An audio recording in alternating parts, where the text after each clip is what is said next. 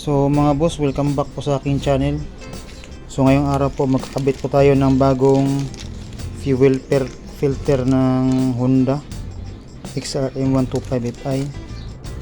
So ito po yung kakabit natin mga bossing. So una mga boss, tanggalin po natin itong screw dito para matanggal po natin itong takip ng filter assembly mga bossing. So first, tanggalin natin ito mga boss, itong wire. First time po itong magpalit ng fuel filter mga boss. So, dahan-dahan lang mga boss. So tanggalin natin ito mga boss.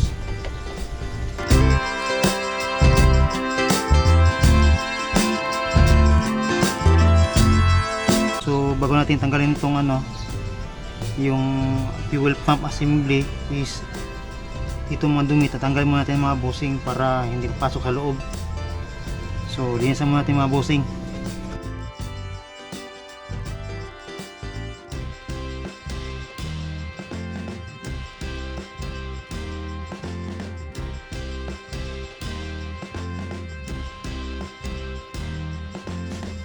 Tanggalin natin itong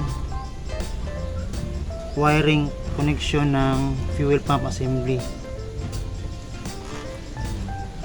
Dahan-dahan na mga boss. Yan, madumi na mga boss.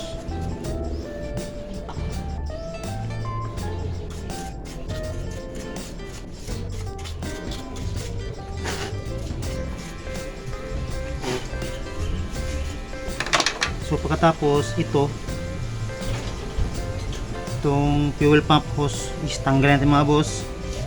Una-una ito i-press pa ilalim, tapos i-press pababa, tapos hugutin mga boss. Yan,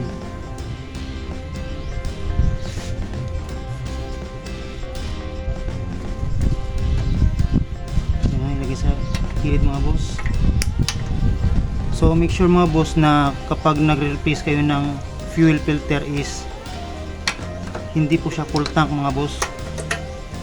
Dapat hindi siya full tank para hindi siya tatagas yung gasolina dito mga boss pag tinanggal natin ito mga bossing. So ito hindi naman ito full tank, so hindi ito tatagas mga boss. So linisan natin ng konti.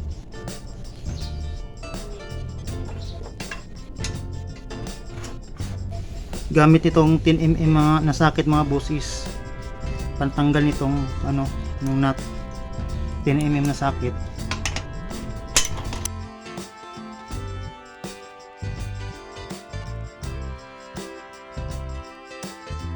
Mga boss, ito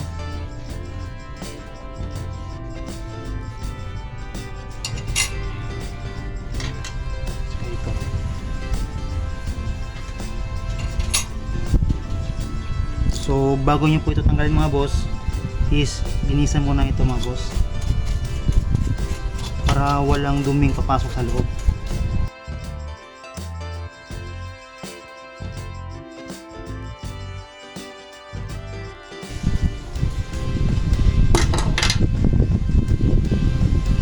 Dahan-dahan lang mga boss pagtanggal.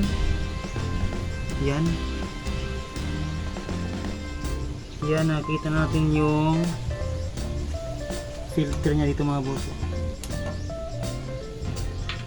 So ganito lang mga boss.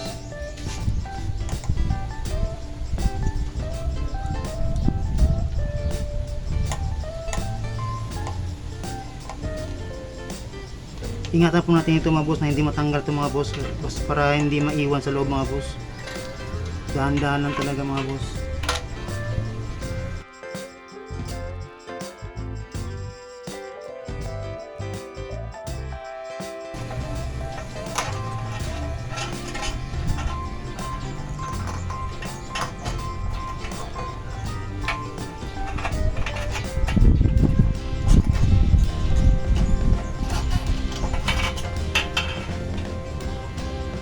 So ayan mga boss,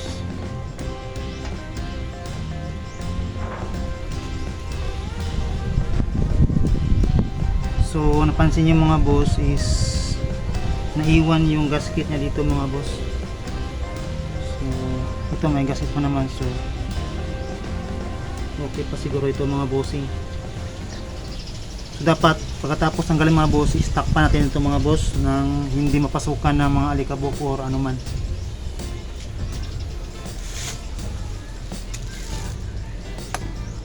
So bago natin takpan mga boss is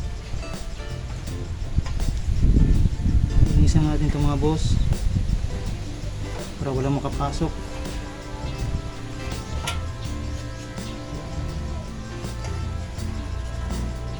So napansin niyo mga boss, marami pang mga gasolina mga boss sa loob.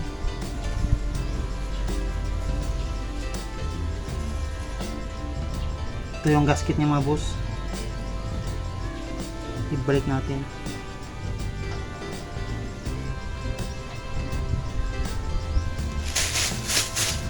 Takpan natin ito mga bossing.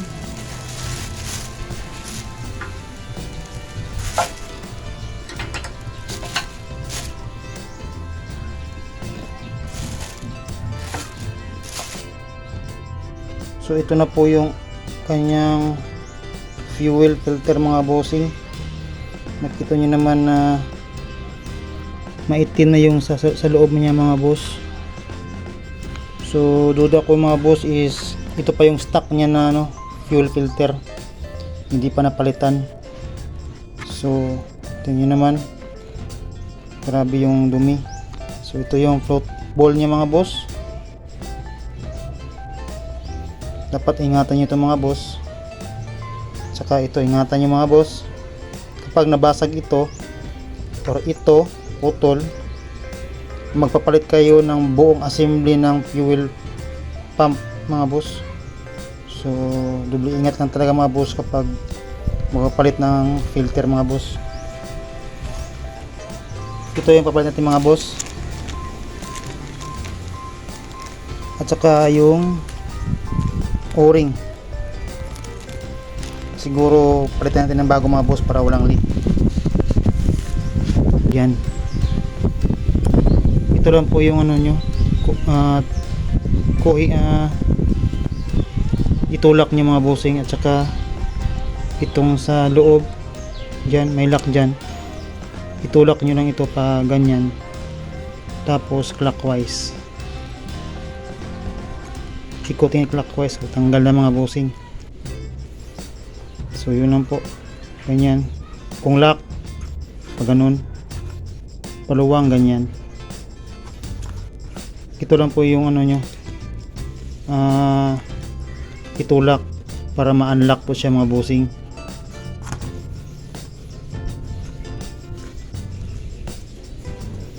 Tapos tanggalin natin itong yung luma niyang so punasan natin ng konti. So ikabit na natin yung bago mga boss. Ito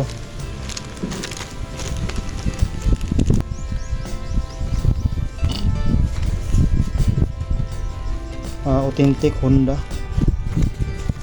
may kasama na po siyang ito filter, o-ring. So ilagay natin yung o-ring ito mga bossing.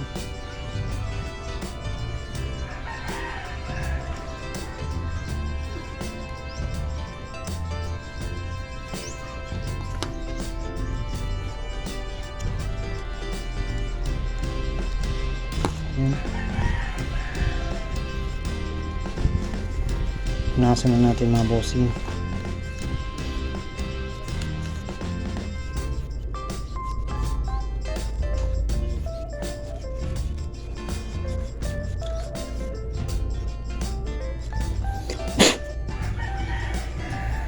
So yan, nakabit na po natin yung o-ring. Tapos ikabit na rin natin itong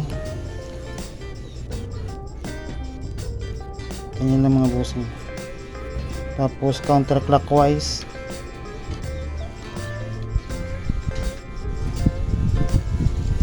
press lang po counterclockwise, medyo matigas.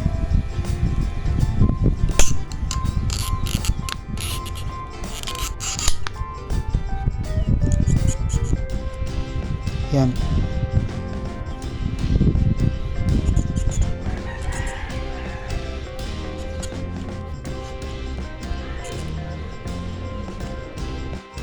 So nakabit na natin mga bossing. Pwede na po natin itong balik mga boss. So bago natin ibalik is punasan muna natin mga bossing para wala yung mga likabok, para hindi makapasok yung likabok, para bago na lahat mga boss. So ganyan lang mga bossing. Yan, dyan na ilagay.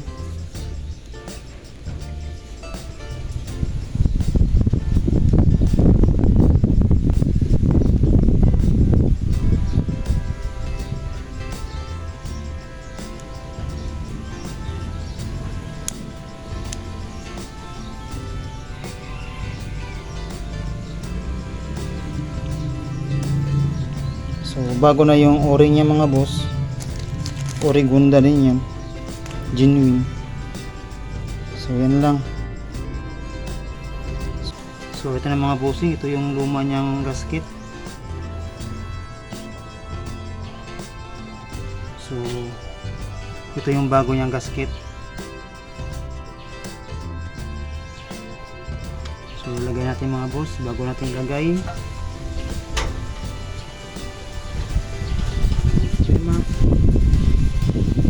So una,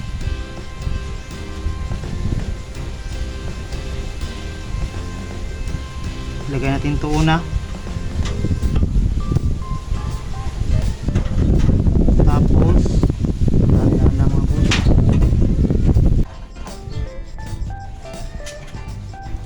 Yan.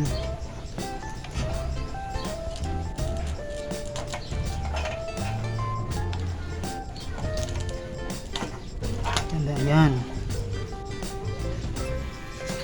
So ito na mga boss, dahan-dahan ilagay.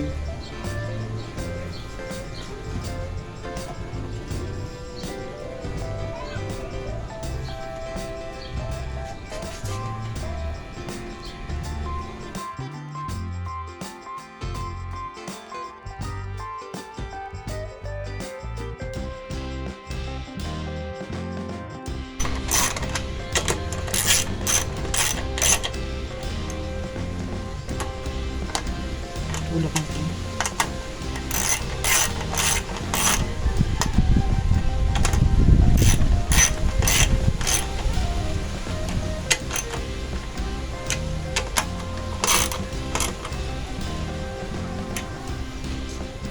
Dapat siguro tayo mabusing na walang leak talaga mga boss. So silipin natin. Dapat yung rubber na isa mga boss is lapat na lapat dito mga boss, yung nasa ibabaw na rubber.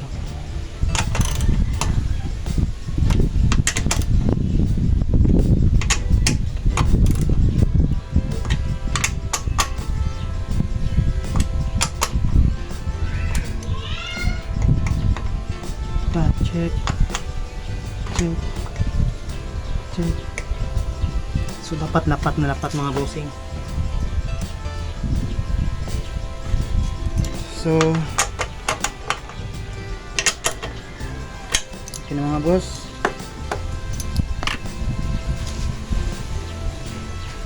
Ikabit na natin yung fuel hose mga boss. Tanda lang mga bossing.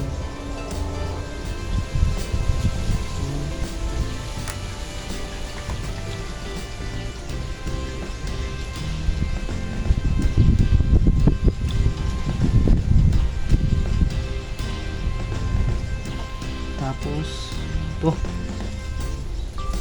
so dapat mga bossing, kapag ikabit natin ito mga bossing is sensor ito mga bossing, supply na rin.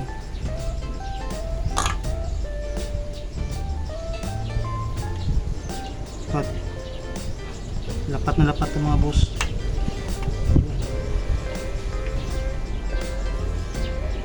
Para hindi siya mag engine check.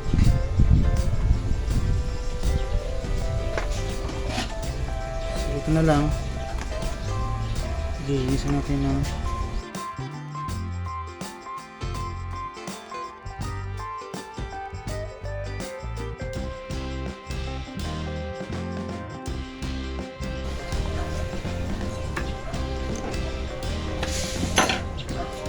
So, okay na mga bossing. Nakabit natin na kompleto. So, ang susunod natin gagawin mga bossing is i-check natin yung engine check kung magbi-blink ba siya o hindi. Kapag nagbi-blink mga bossing, ibig sabihin dito lost contact. So, i-check muna natin mga bossing. So, dito mga bossing dapat pag i-on natin mga bossing is gagana yung fuel pump niya mga bossing dito. Dapat tutunog yun mga bossing. Tapos itong engine check hindi siya magbi-blink. So dapat ganun mangyari mga bossing. Kapag nagbi-blink ito, ibig sabihin may loose contact doon sa socket kanina. At saka pag hindi tumunog yung oil pump niya mga boss, fuel pump niya mga bossing, ibig sabihin walang supply or hindi gumagana. So subukan natin mga bossing. Dapat ito iilaw tapos mamamatay.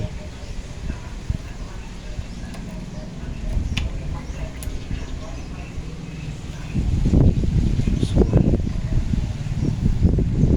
okay mga bossing, walang engine check mga bossing. So ulit.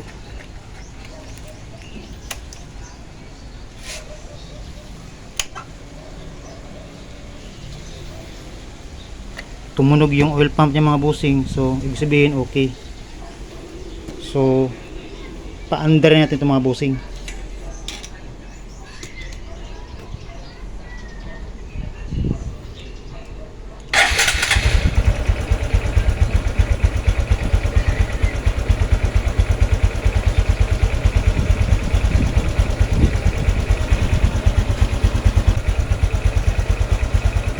Walang problema mga bossing, okay na okay.